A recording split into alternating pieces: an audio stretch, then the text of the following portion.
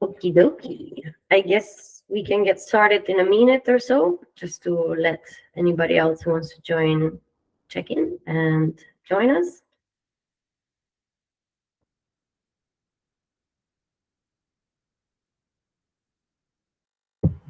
Hi, Nicholas.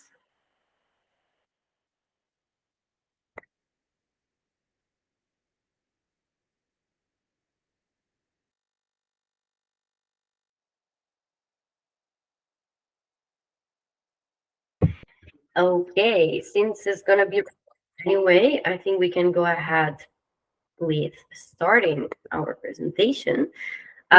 Before we start, I know that some people will be connecting from Latin America and their English is not perfect yet. So for anybody who's not comfortable with English, I would suggest you on the CC at the bottom where you see the the button, then the camera and the CC, so you can turn the captions from English to your favorite language. It can be Spanish, it can be any other language you feel more comfortable with. And generally, I want to thank you all for joining the event. And I am thrilled to explain how our digital solution and how it can work to really catalyze positive change in the cocoa industry. But first, I actually have a question for you.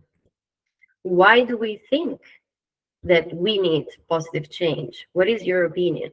What do you think are some of the major issues affecting the cocoa industry?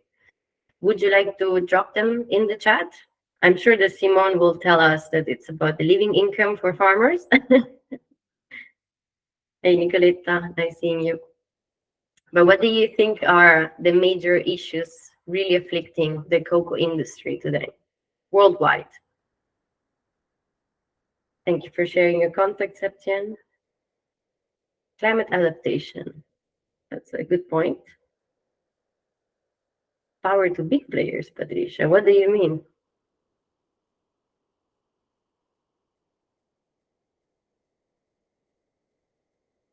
If you're talking, I cannot hear you.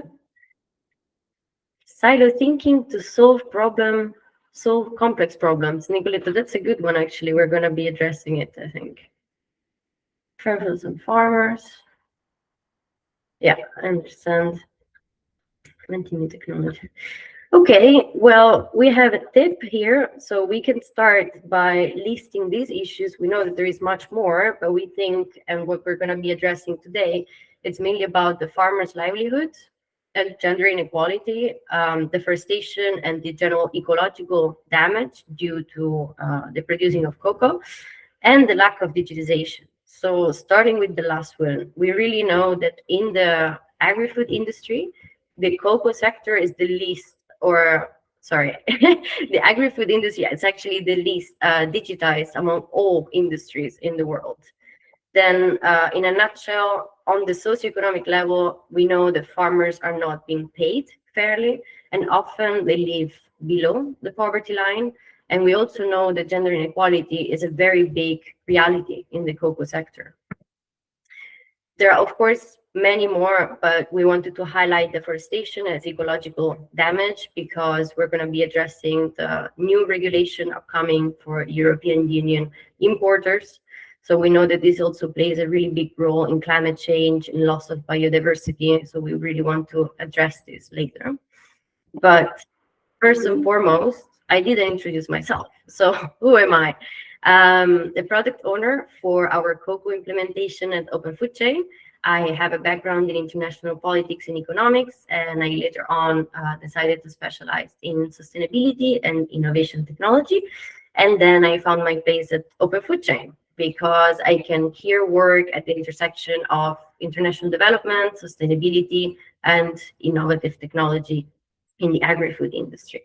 And together with me hosting this event today, there is Alexander, to whom I give voice to introduce himself. Hello, everyone. Just a quick introduction from myself. My name is Alexander. I'm the legal officer here at Open Chain.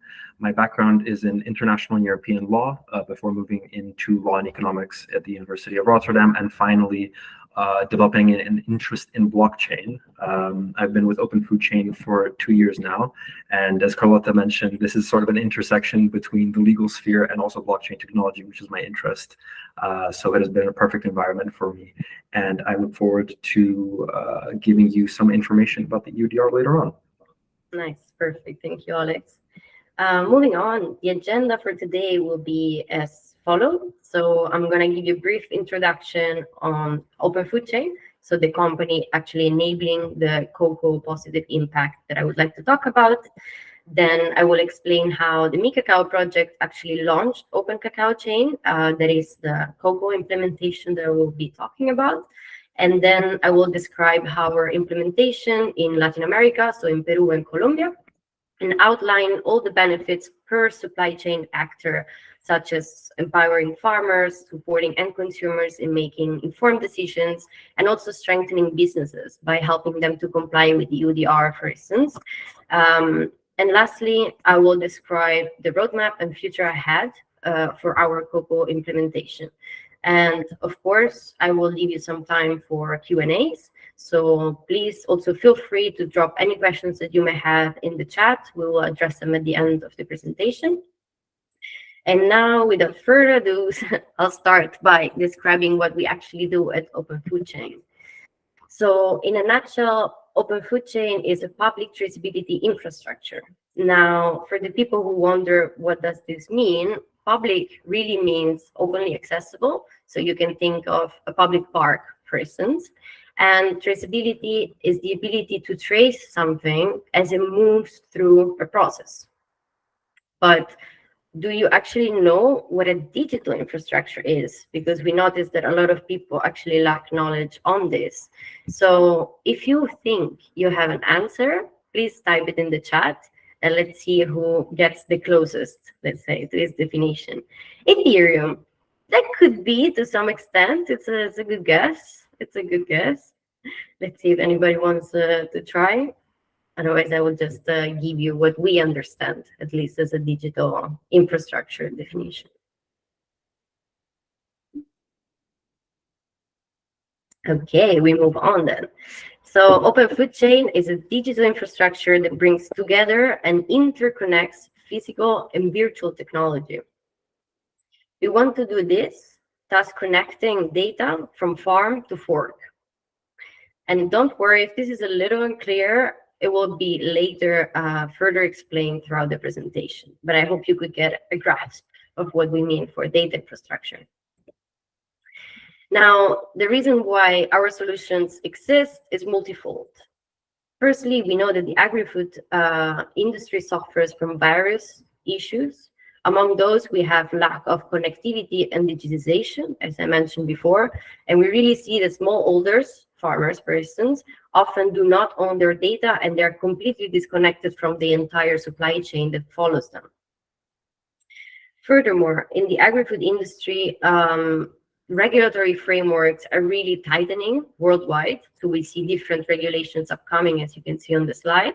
And our digital solutions can ease compliance with legislations on sustainability, as well as traceability along supply chains. Today, we will particularly address the European Union deforestation regulations. Now, lastly, we think that really we know that data is silent, so it remains in various systems at different stages of the supply chain, thus making inefficient lots of different processes. Now, all of these issues we fight with our solutions at Open Food Chain, and I will explain how we do this in our cocoa implementation so that you can get a clear understanding of what I'm talking about. Well, to speak about our cocoa implementation, it means to speak about Open Cacao Chain. And I need to give praise to the whole Me Cacao project because they have facilitated the implementation of this solution. So we launched the solution with the help of a German cooperation agency called GIZ and 3 fantastic partners, Helvetas, CIMA, and AAQ. So these 3 partners have actually greatly helped to implement our cocoa solution in Peru and Colombia. And I think some of them may be connecting today, but I can also share contact details if you're interested in the specific contributions that I've given, because, for instance, AAQ took great care into realizing a whole gender equality strategy so that we could be able to onboard more and more women into the cocoa sector, and much more that I can go into detail later on. So the importance here is that the main objective of the Me Cacao project is the use of an interoperable traceability solution that improves the position of cocoa farmers using sustainable production practices. Now, the Me Cacao project will extend until the end of this year, whereas the longer term objective of Open Cacao Chain that will last hopefully for many years to come is to enable compliance with EUDR regulations, or EU in general regulations, but also enable the socioeconomic sustainability for smallholders, such as it can become a blueprint for the global cocoa industry. Now, when I mentioned that Open Cacao Chain is an interoperable traceability solution, but can you understand what interoperability means? And if I say interoperability, what do you think? What comes to your mind? Because it can be a bit of a difficult word at times. If you have any ideas, I would say that you can either shout out or you can drop it in the chat. Simeon, you're not sure? Okay, we'll tell you more about it, don't worry. But let's see if someone wants to guess. Connected with other solutions. Yeah, that's very right, Nicoletta.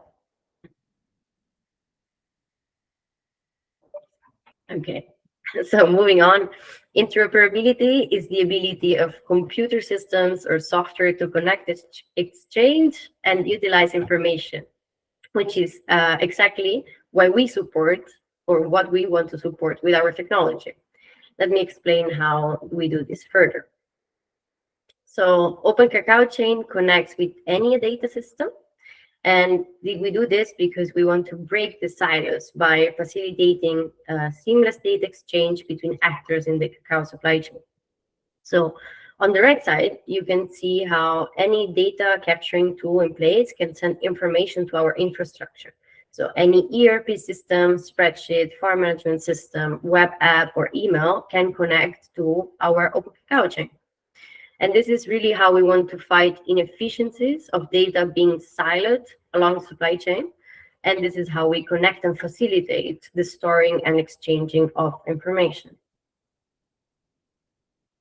And yeah. So I wanted to get a bit more practical and give you some more detailed information about how we're doing this in Peru and Colombia. So remember that OCC connects data from bean to bar, or we say Open Food Chain does from farm to fork. So in this visualization, you can see at the top a very simplified supply chain where you have a farmer, a cooperative, a processor, a trader, etc. And then at the bottom, you can see our infrastructure, Open Cacao Chain. Now, every actor can actually send information to this infrastructure. So like I explained before, we can work with different systems in place. So that you see, for instance, at the farmer level, we're working with Identi. That is the first logo that you see with the leaf.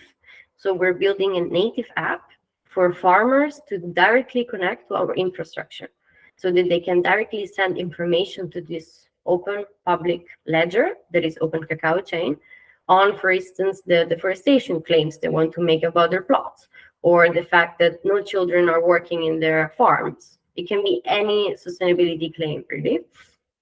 And then on the right side, you see the D of Dimitra with the leaf, and that is a farm management system. And if you see, the line is not straight like the first logo, it's a bit like going in this direction, because they actually make a claim on behalf of the farmer. So Dimitra is a service provider. They create farmers apps, and then basically they make a claim or a statement on behalf of the farmers using their app. Now, if we move forward, this is really like our Peruvian case. So what we're doing in Peru, we see CIMA, that is a cooperative, so a collector, where the cacao gets from the farmers before being processed, where it gets fermented and dried. And what they do is that they store information on an Excel sheet.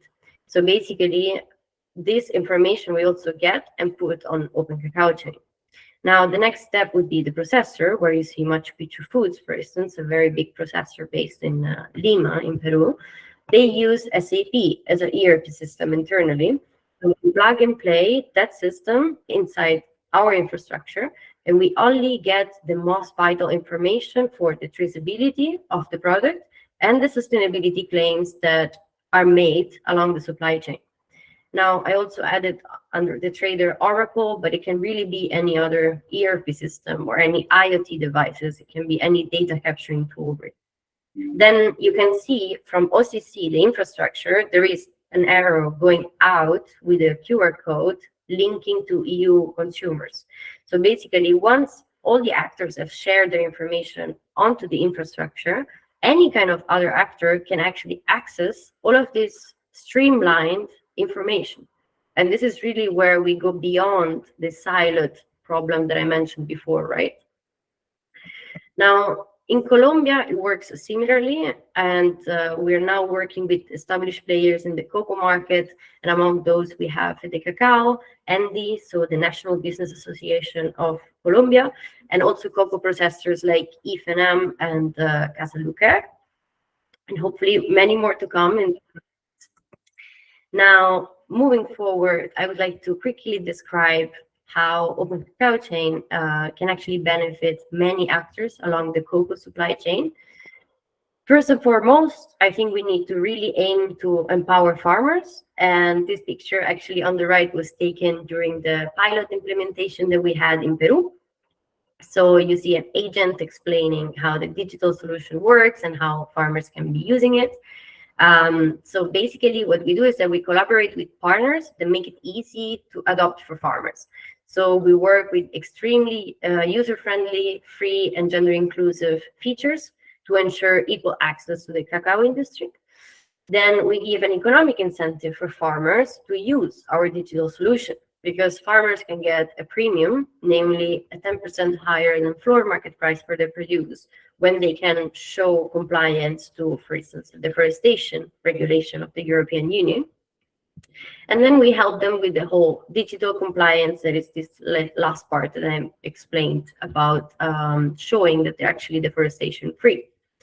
So moving on, we have how our technology can actually support consumers to make informed and ethical decisions, so that consumers can check the commitment, for instance, to sustainability that a brand is marketing. So on the right side, for instance, you can see what we did for Jungle Gold Bali, a smallholder producer from Bali, Indonesia, where basically we created the technology behind the bar. So you can go and scan the QR code on the packaging and see all the traceability of the cocoa, so that it becomes chocolate. But you can also see the kind of ESG claims, so the sustainability claims that Jungle Gold Bali itself is making, and how you can check this out. So Alex has linked the blockchain landing page, where you can actually see how this works on your own time. And if you have any questions, you can come back to me. I can also share my email again. So if you have any questions after the presentation, you can come back and ask any. And yeah, we also want to connect consumers with first mile. As I said before, most of the times farmers are really disconnected from the remaining of the supply chain. And what I want to say with this is that the technology we built can really enable end consumers to directly connect with farmers via, for instance, direct investment or donations. And this is not yet in place, but it's definitely something possible with the technology we use. Now, okay, moving on to the benefits for the businesses. It is, yeah, very easy to onboard our solution, because any data system can communicate to our infrastructure. So what I was explaining before is that if you're a trader and you're using SAP, you do not have to reinvent the wheel or adopt a new system. We can just ask for very specific data points, and you do not have to, again, adopt something new. You can just plug and play into our infrastructure. Then second part is that Open Cacao Chain enables bean to bar traceability. So this can be helpful when it comes to the supply chain custody checks that the European Union requires when cacao is being imported. And lastly, but probably most importantly, OCC enables EUDR compliance. So I thought that this last point would need some more explanation.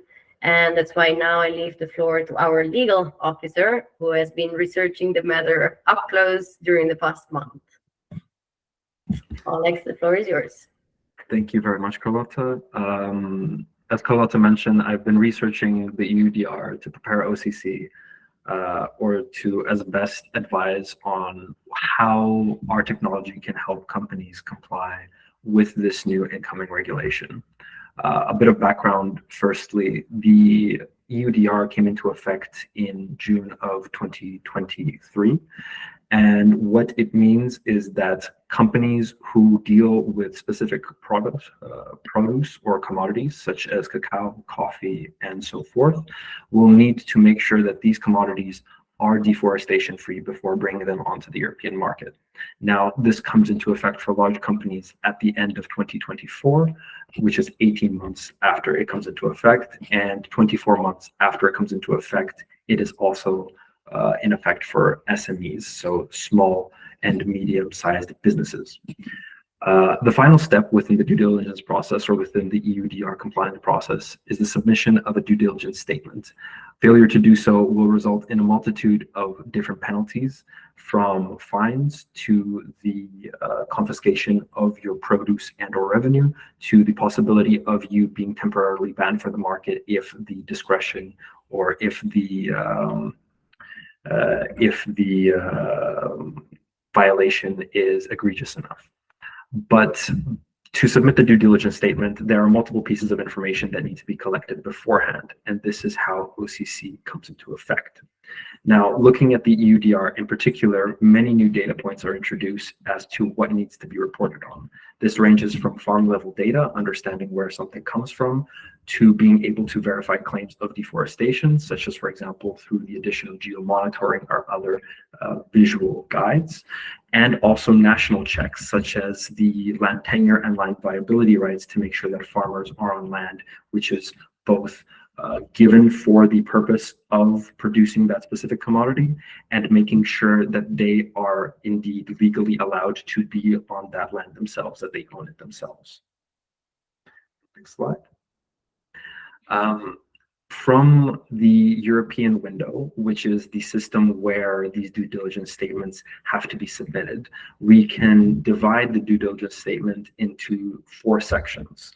The first section is the necessity for the company to describe themselves, their name, their address, where they are, whether they're importing or exporting, and their intended market space, the country of production, where this specific commodity came from, a description of the product themselves, of the product itself, so using the European harmonized system for coding, as well as references to previous due diligence statements that have existed, in order for smaller companies or companies down the line to be able to reference the due diligence statements made by exporters or importers bringing that commodity in for the first time.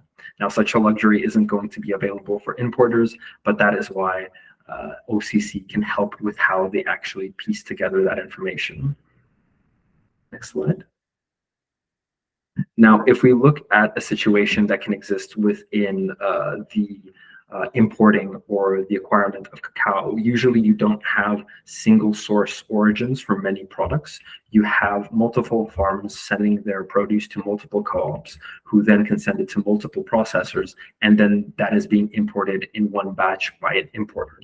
Now, to do so traditionally would require people within the importer office to then have to call back step by step to understand which farm level or which farm plots certain commodities came from, which is what the EUDR requires.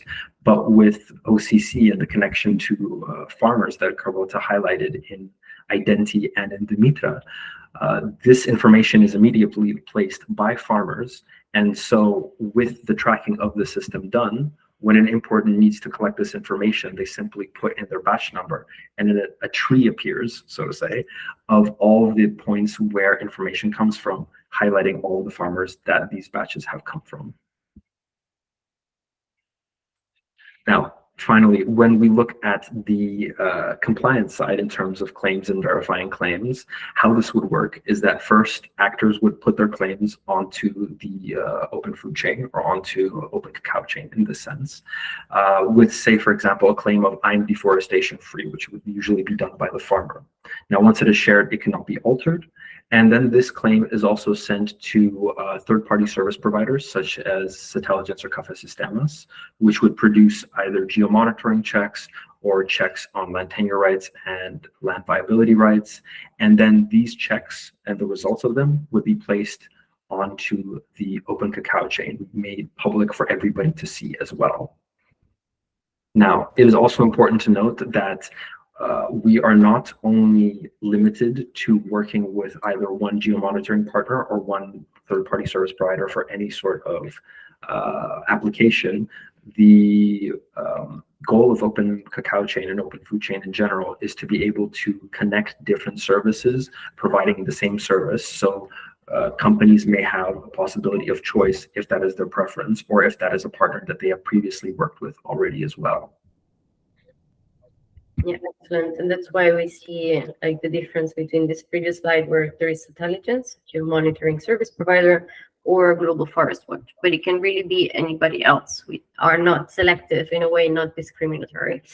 And I see, Simeon, you have questions. I would say we're almost done throughout the presentation, so we can address them as soon as we're done with these latest slides, if you don't mind. And good. To conclude, we have a brief overview on the past, present, and future ahead for Open Cacao Chain. So as you can see, 2023 was really focused on building, piloting, and improving Open Cacao Chain. Now, entering 2024, we are onboarding thousands of farmers, several cooperatives and processors, and we want to continue with onboarding as many cocoa supply chain actors as possible, and of course expand to Western Africa later on, where the lion's share of cocoa is being produced. This is how OCC catalyzes positive change in the cacao industry.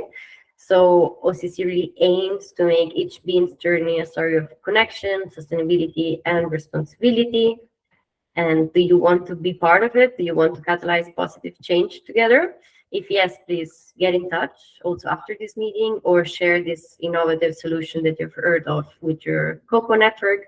We believe in cooperation and no competition. Like also Nicoletta said, there is no need for silo thinking when the complex problem we have ahead of us can be dealt with cooperation and collaboration, right? And this is a fantastic team that is behind Open Cacao Chain. Most of them are here in the call, so please address them directly if you would like to know more about the project from their point of view. And yeah, thank you. Now we can proceed to the questions. I've seen, Simeon, that you have a question since before. Let me get back to it. I can't seem to find it, just a moment. Also, feel free to unmute and just jump in into the conversation. We're not so many people at the moment, so for anybody, just unmute and go ahead and talk or ask or make observations wherever you feel the most comfortable with. Okay, so Simeon, you asked about, does interoperability also mean information sharing between tax authorities globally? So interoperability is really about having all different systems capable of communicating among themselves. So yes, it can also be with tax authorities. To some extent, in order to be able to communicate or exchange information, you need to agree on a standard, right? Because if you and I now talk in English, we are communicating via lingua franca. So you still need to make sure that there is some kind of mean of exchange that is standardized. But I think as long as these tax authorities globally can agree on a set standard, then it can definitely be possible. Does that answer your question? Sounds feasible. Okay, that sounds good. Then I see that you also had more questions. So to what extent is Open Cacao Chain linked to Open Food Chain? Open Food Chain is the company, and underneath, we want to have different foundations for every vertical implementation that we have. So we're currently live in the juice industry, where actually Alexander is the product owner for. And then we have meat industry implementation, where we have a blockchain burger. Maybe Diderik can share the link to our blockchain burger that is similar to Jungle Gold Valley, so the chocolate bar, but it's really about a fully traceable burger. So where the patty, the tomato, the cheese, the everything can be traced back to its origin, and all of the information has been stored on our blockchain. And then now we're starting in coffee, in olive oil, in fish, spices, sugar. So imagine that all of these verticals actually have their own implementation with their own foundation, because we want to be leading, let's say, by example with this model. There is an industry-owned foundation where all the competition in that specific industry, whether we're talking coffee, cocoa, sugar, juice, whatever, they come together to share the cost for maintenance of the infrastructure. So this industry-owned foundation is still part of the Open Food Chain company, but it's also a side because it has different standards by itself. Does this answer your question, or did it make it more confused? Maybe.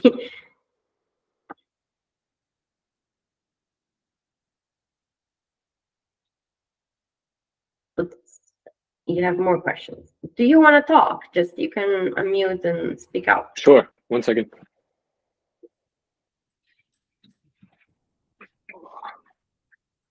Can you see me, hear me? Yes, we do. Great. Hello, everyone. Hello. Blockchain is something that interests me. I just don't understand how accepted it is internationally. So that's why I'm also asking the question about tax and then the FAO. But to me, from what I understand, your company is probably classified as an SME, an entrepreneurial venture, and you're looking to scale. Yeah, we do. But it's a startup, technically. All right. So I will have lots of questions, and I'm just trying to understand. So if I say I have more questions, it's not because you haven't answered the question. It's just I think you're doing great work, and I'm not part of your company, so I would just be careful with what I ask. I'm here to encourage you. Okay. So I'll keep it there for this. But also the questions are welcome, because in the moment that you challenge me or like you ask for more, then we also see what we're doing, what we can improve, and maybe if we need to tap into someone else's knowledge. Let me think of some good questions. I don't want to waste your time. No, it's okay. I think you also had another question that I would like for Marike, if she's in the call, to address. That is the systems interoperable with the system. Okay, now wait. Are the systems interoperable with the systems used by the Food and Agricultural Organization? Yes. So, with how I'm studying cocoa, I've realized how important the FAO is in Rome, just in regulating the trade of food, any type of commodity and food. So I'm wondering to what extent Open Food Chain and Open Cacao Chain has made contact with the FAO to potentially sign contracts where you have work that you complete together as a team, so that the systems that they already have in place work with the ones you're developing. It's a very fair point. Actually, I was asking for Marike, who's the CEO and founder of Open Food Chain, because I joined just a year ago. So maybe she has had contact beforehand, not me personally. But I can tell you that, for instance, we're talking to CJAR. I don't know if you know also them in the space. Also, It rings a bell. Association. Yeah. So we want to collaborate with these entities and established institutions, so to really set the standards or set the bar for the whole industry as a whole, with as many benchmarks as are already existing, because we don't need to create like more and more systems or more like bureaucracy, but we would like to make sure that the one existing already becomes more efficient, right? Yeah, that makes sense. So it's definitely a good point. We haven't spoke, I think, with FAO, but it could be good to actually do so. Another one would be just the regulation of trade from Geneva with all the United Nations departments. Yeah, you mean the ICT For ICT. example. Accidentally, I'm just I was just on their website. But we haven't picked up conversations with them, so maybe we should. By the way, I'm Marika. Nice to meet you all. Nice to meet you. Yeah, and I think also with the FDA, Marika, we have spoken, right, on the United States side instead. Yeah. And the thing is that governments, they won't promote one particular type of technology, right? Particularly democratic governments, they want the market to sort it out. So they do think it's excellent what we do, but they would never promote it. And equally so for the Netherlands and I would say democratic countries. They want the market to decide what's the best out there. Yep. Which, you know, it takes therefore more time, but maybe then the result is better. Time will tell. As long as there's good communication between the different, I really don't want to talk too much and take, but another one might be the World Trade Organization, as well as the FAO. They seem to be in charge, aren't they, of global trade? Yeah, exactly. But do you work with the FAO, Simil? I do not know. No. I read papers that mention them often. Yeah, right. Yeah. So the difficulty with actually digital transformation topics, they're never owned by departments, really. I mean, in the Netherlands, we don't have a Ministry of Digitization, which I personally really regret.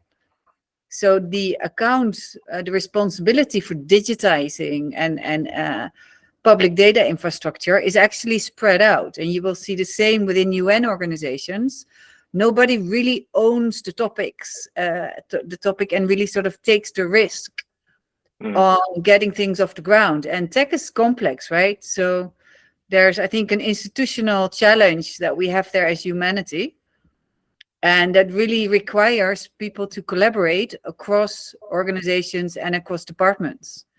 And yeah, dare to build alliances where they are maybe not so obvious. I can give you one example. I don't work with the FAO. I'm not in Italy, but I'm in the UK. So I know a little bit about the UK tax system. And I know that, I don't know how familiar anyone here is with the system here, but it's the HMRC. It's called His or Her Majesty's Revenue and Customs. And they're currently starting to plan a whole strategy called Making Tax Digital. So it's due to be rolled out. They're prototyping it from this April, because the start of the tax year is April, and then 2026 is when it will officially launch, and it's a 10-year program of transforming the whole UK tax system into something more digital. So law will be changed.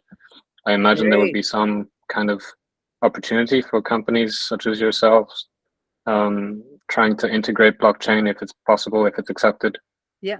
And not only blockchain, but yeah, I mean, Estonia is so a great example, right? Where Estonia really led the pack, where being a small country that had actually the opportunity to leapfrog, they have a very digital government infrastructure, which is amazing. I wish we would have a lot of sessions of our Dutch government and politicians go there and understand how it works. But yeah, I mean, gradually. Not familiar with Estonia's system, no. Okay. Oh, it's an interesting use case. It's an interesting example. Yeah, okay. I just want to rebound on that. Hi, Nicoletta from the Swiss Platform for Sustainable Cocoa. Hi, Marika and Carlotta. I mean, at the end of the day, there's all of these regulations that have been decided on a political level. And then basically what I see happening is that they're thrown into the market, and the big and the small importers of cocoa in, at least in Europe, need to make sure that they comply. And so therefore, because of all of these regulations, a sprout of different solutions have come up, including open food chain. But there's also different approaches. So, you could say that traceability is something in which I can actually say from, open food chain style, I do a QR code and I know where the cocoa comes from. But we could also say, for example, I do a genetic test of the chocolate and I know where the bean comes from. Or I can actually say with polygons and, like a full app and say, like where is the region that these things come from. So there are different approaches on the same thing. And it's at this point, we see a lot of different solutions coming up, which is great because we're all trying to answer to this thing. I see, like the Mi-Cacao project is one great project to highlight how actually we all need to work together, so of course I, as a platform, I'm going to promote that people work together. It's from the public sector, from the private sector, those who are buying the cocoa, but also the cooperatives who are selling it, the different producing country governmental agencies who are developing them. It's easier to do in Peru than in Ghana or in the Ivory Coast, where there's very clear governmental agencies who would have to decide on one or the other solution, but they will need to comply. So at this point, it's everyone trying to solve it in different ways, and I think it's great because this means, at least in an open market, that we can choose and decide on what the best solution is, as Marika said, and we don't necessarily need just one solution. We need something that is interoperable, that we can work with, and that makes the job. Yeah. It's an excellent point that you're making. And the thing is that we need a lot of sort of education and explanation on why our technology is different from each other. And I think in the AI, I don't know how to call it, but chaos, because there's so much AI talk at the moment, but there's a difference between, good AI and bad AI. And it's very difficult for people who are not deep down in tech to really understand why. How can you distinguish and how is something different to something else?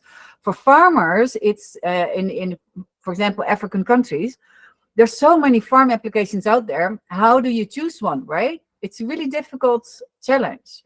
And I think this is where we collaboratively have an obligation to make tech more, make it easier, right? Make it easier to understand what is what. Yeah. And just last point on that, I think that's a great point. Tech is not going to solve the problems. There's always still the human part that needs to be there, right? And so you can have a great temperature measurement of, how the cocoa is, but you cannot make a measurement if, I don't know, children are going to school or not. You need the humans behind it to give you this data and to then, make something about it, because we know child labor is a prevailing thing in this industry. So the human part is just as important, even more important than the tech. Tech should just facilitate the human part. And good and bad technology. I mean, at the end of the day, I think we need to know that the solutions are an attachment to a bigger thing. It's a tool. All it is, right? It's just a tool. Thanks for your points, Nicoletta. It's always valuable to hear from your experience as well. Tina had a question that would be, who do you think should be paying for the service and the technology needed?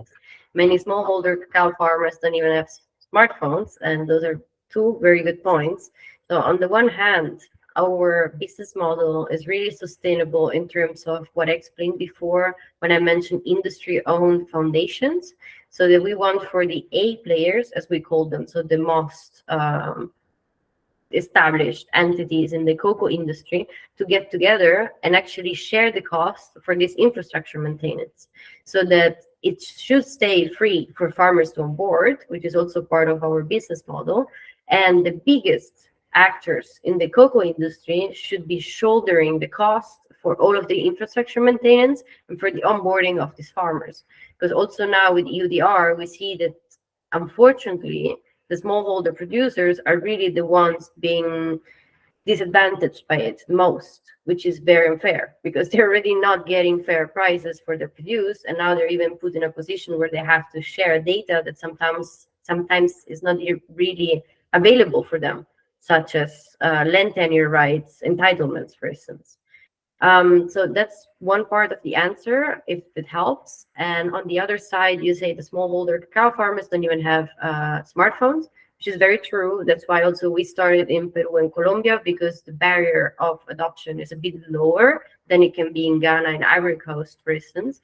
At the same time, we're also talking to different service providers that can integrate with our system, that offer offline services with, for instance, SMS. Or they can simply, farmers use an old Nokia phone and they can still be connected to our infrastructure. That's what we are working on at the moment. And I hope that this a little bit helps with the question that you had. Otherwise, really feel free to jump in, unmute yourself, and speak your mind on that. Okay, thanks for the very interesting project. And I see also Max Coffee has a question. That is, how might blockchain technology serve as a valuable tool within a novel economic framework, such as equal trade certification, where profits generated from final products are distributed among the producers of raw materials? Okay, so in a way, you're talking about direct investment towards the first mile actors, right? You can also unmute and just jump in into the conversation. Yeah, let me unmute and put the camera on. I am, let me see, yes, you can see me now. Hi, everyone. I am Max Coffee. I've joined a bit late. Sorry for that, but I think it's a very interesting topic we are discussing. I am the founder of a new initiative called Equal Trade Alliance, and we are advocating for a systemic change in the international trade system regarding to African raw materials, agricultural or minerals, and natural resources.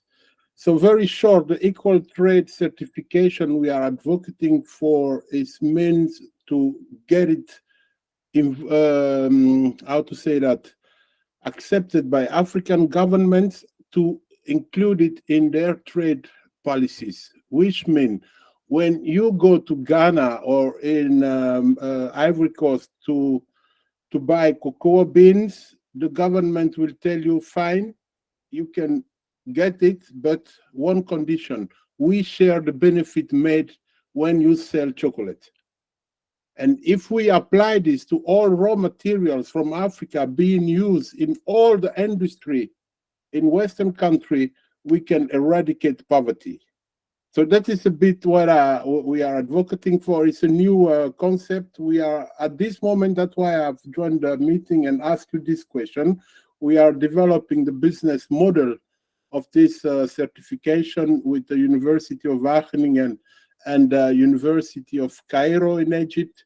So we are working on that, and I was wondering if the blockchain technology could help in making this possible. Wonderful, very fundamental challenge that you're nailing there, Max. Thank you, Marika. And blockchain can definitely play an important role. Okay. We'd love to find that out. Yeah, so I'll be in touch. Yeah, I mean, really, the very simple addition of blockchain to the digital world is that it makes things immutable and incorruptible. Yes. So it can take out the political influence. Yeah. And sometimes that is something very desirable, right? I would love to have that sometimes here in Holland, but I think that's in different places in the world. It would be nice to maybe have to have incorruptible, publicly verifiable systems. Yes. So how do we keep in touch? That's the next question. Because if you think it's possible, Just hang in there. yeah, let's work I'll together. hang in there too. Yes. Okay. And you are also in LinkedIn. I can connect. Yes, Okay. I Perfect. will. Yes. So that was my question. But Very- beautiful. Very good question and very good application, I think, together, because blockchain can really help with immutability, transparency, and accountability. And I think it's a very good complementary force that you may want to have in your project as well. Exactly. Thank you very much. No worries. And yes, you can hang in with Marika. I have a meeting actually at 4, so in 7 minutes I will have to leave. I have a hard stop. Yes. But I see that there are more questions. So you, Nicoletta, had a very long question. So the idea that came to mind, putting ourselves in the shoes of the farmer, which apps do you use to manage your lives? Why do you use one or the other? What is the added value of using one or another? Producers have some leeway on choices as well. So it depends with whom they commercialize. Yeah. Just to make the point on, like, put yourself in the shoes of a farmer. Like, Yeah. why would you use one or the other? And there's so many solutions, and how much choice do they have? And Yeah. I think we like a lot to talk about farmers and wanting to put them in the center, but we do not put ourselves in their shoes, and we all have the same issues or problems, right, from different perspectives. But yeah, it's a fair point, but I must say, in the moment of the technical design, when we're thinking how to build Open Cacao Chain and how to have this digital solution that would plug and play into the infrastructure for farmers, we really thought it needs to be inclusive, right? So if you put yourself in the shoes of a farmer, you're already working hard in your field, and now you're giving extra work because you need to input data, right? So if you want to have an app, it needs to be very easy to use. So one of the first things that we thought, it needs to have a lot of images, it needs to have very basic flow of words, and it doesn't need to have a lot of requirements or features or characteristics or things to read, right? Because we think in the first place, why would they want to adopt something difficult to use when they cannot even work properly their land because there is so much work to do? So that was the first step. And then the second step is also to understand what would be an incentive for them to actually join this project. And we thought of the economic incentive, and for women also the gender inclusive perspective, because then they can earn money, right? So I think the paying, for instance, 10% higher when you onboard this solution is a good incentive, putting myself in their shoes, right? But then again, I also have a limited understanding of reality, being a human being of 28 years old. So if you have more inputs there, I'm really, really open to listen to them. yeah, But we thought it was a good starting point, it was not just a comment for you, it was in general, right? I think this I think the industry needs to put themselves in their shoes and not expect that just because we have this solution, it's going to be adopted, right? We're actually going to use it if it's useful. I mean, we all have this, so we can relate. Yeah, fair. And Simone, you want to say something on this? Yes, hello everybody. Thank you for the great presentation, Carlotta, and for the nice discussion here, everybody. Here in Peru, we are implementing Open Cacao Chain with the Mi Cacao project. And I think Nicoletta makes a super good point. Actually, what we're doing is not only working on a traceability solution, but we're trying to digitize smallholder farmers. And the smallholder farmers is not only interested in traceability. It's actually, many of them are using cell phones. What are they using it for? How are they using their cell phone? And what needs do they have to fulfill? It's a whole world. And we are partnering with an organization here in Peru. They are developing software exactly for this kind of farmers and trying to fit this traceability system into a whole ecosystem. So this is super interesting work, and yeah, if you want more information, please get in touch or yeah, write us by LinkedIn or any other means of the Cacao project. Great, thank you. And for Luca Quiz Vessel, I gave a small answer to your question, but what I meant is really that the people paying the bonus are the actors who are, first of all, intrinsically motivated to help farmers, of course, and secondly, the ones who are pushed by the European Union deforestation regulation, right? Because if they can access produce that is EUDR compliant with our solution, then they're also willing to spend a little extra for this produce. I hope I've answered your question to some extent. And Simeon, I will take this last question and then I will leave, but the remaining of Open Food Chain maybe can stay. Marika is also staying with Max Coffee. So if anybody else wants to stay in, please continue asking questions and receiving answers. And so you ask about connecting Open Food Chain with the circular economy framework. So I work for Metabolic in Amsterdam that is fully aligned with circular economy. So I do definitely understand the framework. At the moment, what we are trying to enable is really EUDR compliance and socioeconomic sustainability, so that it's the benchmark for anything else that is to come. So when it comes to circularity, for instance, we have a very interesting project that we're talking to. It's called Umasi. I don't know if you've ever heard of them. So they basically use the pulp, of the pod of cocoa. And that's another example of something that can be supported by blockchain technology, so the data infrastructure that we built. But we're not directly at the moment working with circularity. So we are aware and we're talking to different projects that would like to onboard. But we thought first we need to have a own product that works, so to have higher traction and adoption. And then we can move on into doing direct investments for farmers, helping them with microloans, for instance. Also, carbon accreditation is something that is on our roadmap for the future. So the farmers really can get the extra that they have not been given up to now in, for instance, engaging in agroforestry projects. So I think the horizons are limitless in a way. I'm aware of circular economy and I love it as a concept per se. I think it's really where we need to go.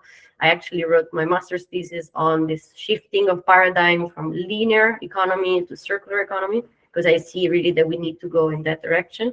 So I think there is definitely space to work on this. But again, remember also what we talked to with Nicoletta and Marike a while back now, that is, we provide the technology. We want to enable sustainability. So in this case, we want to enable circular economy, but we're not, as a company, doing it ourselves. We want to seek partnerships. So if you know of any company that is interesting on this in this regard, please share it. And I guess with this, I will leave you. Was that a good answer? Are you satisfied? Thank you very much. Good, good, good. And I wish you a lovely day, everybody. If you want the recording of this session will be available, so please just get in touch. And I leave you in the hands of Marike, Dietrich. I think Patricia can also stay from Open Food Chain. So yeah, I wish you a lovely day or evening according to your time zone. And see you next time. Bye-bye. Bye-bye. Bye-bye. Okay. Okay, Max, let's see who remains here.